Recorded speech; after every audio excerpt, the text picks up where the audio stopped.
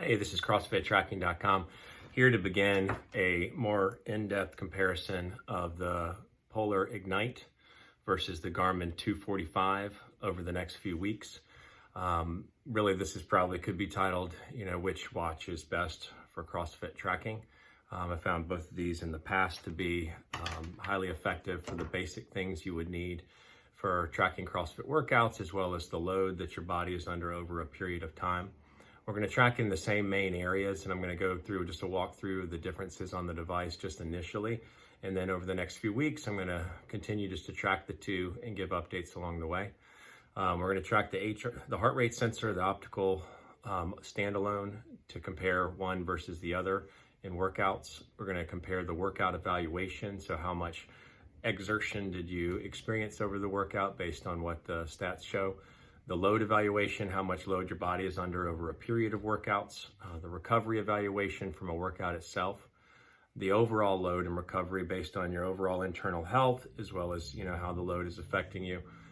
Sleep evaluation, comparing one to the other. The app, and comparing how one compiles data versus the other and how useful and functional it is.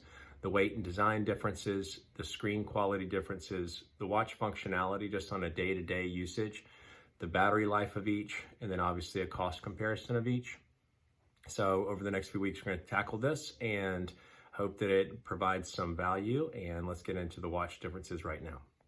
Hey, it's CrossFitTracking.com, just here to compare the differences between the Garmin 245 and the Polar Ignite. As you can see, there's an obvious difference in the screen.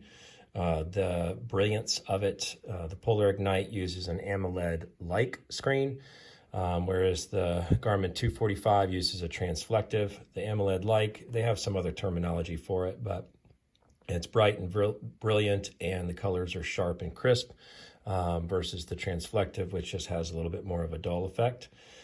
When you look at the overall screen size, they're both 1.2 inches. They're basically the same resolution. On the bottom of the Polar Ignite, there's a flat line, so you don't get the full screen usage. So this is 240 pixels by 204, and the Garmin is 240 by 240. Looking at the size of each of the basic body casing, the Garmin is rated at 42.3 millimeters wide, and the Polar Ignite is set at 42 millimeters. You can see a differences in the thickness as there you have it. The Garmin 245 is 12.2 millimeters thick, and the Polar Ignite is 8.5 millimeters thick.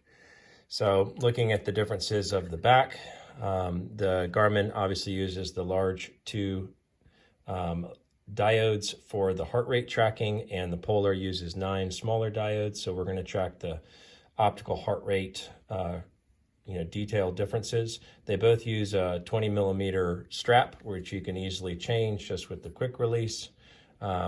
Polar has incorporated this sort of odd buckle, which is interesting. And then even on the Polar, one thing that's interesting is on the lock-in mechanism. So the back of the little strap that holds it locks this in place. So once you put it on your wrist, it's actually hard to move this, which maybe is beneficial in some ways, but is also challenging in others. So when you look at the two differences as far as functionally what they provide on the watch itself, here on the Polar, you can see that you can get the primary stats in the watch face by just swiping through and checking each of the different watch faces. So you have your activity level, current heart rate, last training sessions, the nightly recharge, which is just sort of a stat to follow the impact of your sleep on your overall well-being, and then recommendations by FitSpark for the day. Each of these you can go into by tapping, and it'll give you different workouts. Like we said in other Polar videos, once touchscreen is obviously a little bit finicky. So you can see just different workout suggestions, which is actually super helpful. And then what you also can realize is that within each of these, once you've done a workout for the day, it will take you into a different component. So once you've done a hard workout, it'll say just supportive, and it'll give you recommendations for mobility.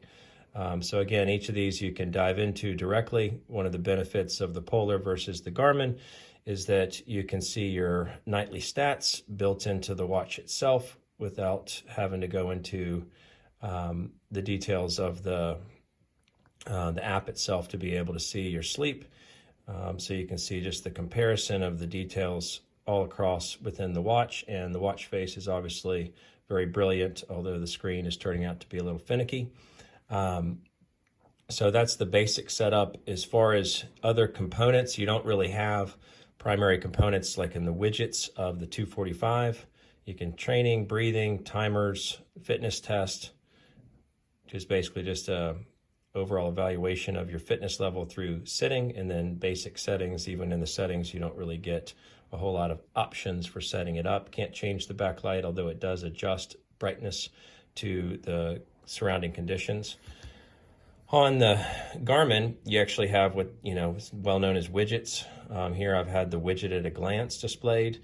The body battery is their main component versus the nightly recharge on the Polar. So you can see, how your body is regenerated over the course of a night's sleep or over the course of the day, how it's been depleted based on your stress levels.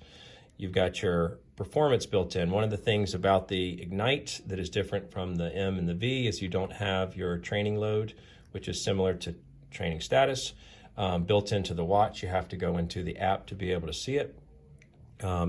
So far, just from a CrossFit tracking standpoint, I love the simplicity of the load on this, the 245 versus the 945 and the Phoenix 6 series, because it just gives you the components you need. So your recovery is built in based on your last workout and the exertion level, which is great.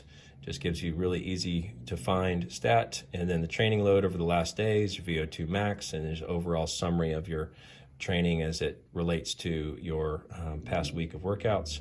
Same basic stuff. So the My Day relates to the steps and details of the day versus activity. It just lists your activity level here, which gives you the same basic stats when you dive into it.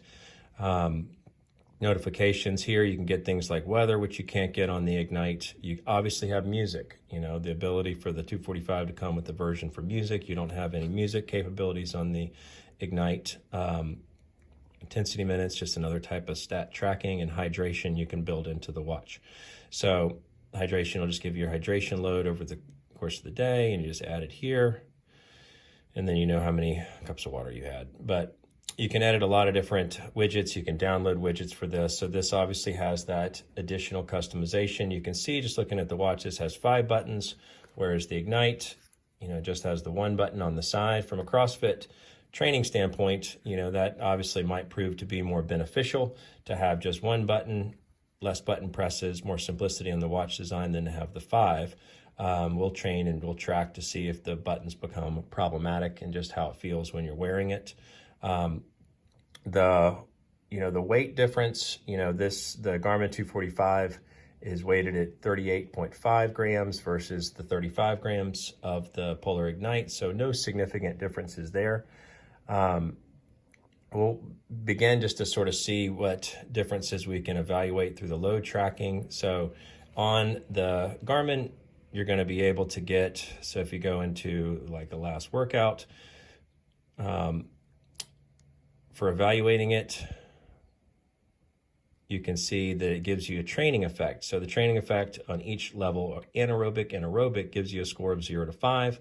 On the Ignite, it's going to give you a TRIMP score, which is just sort of a broad range point system, which will flow through to the load. It's almost like they're just giving you the load component on the Ignite.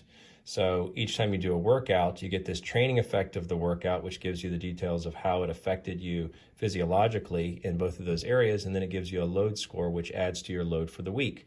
The TRIMP scores, in some similar ways, what adds to your load for the week. So you can see that on the last workout.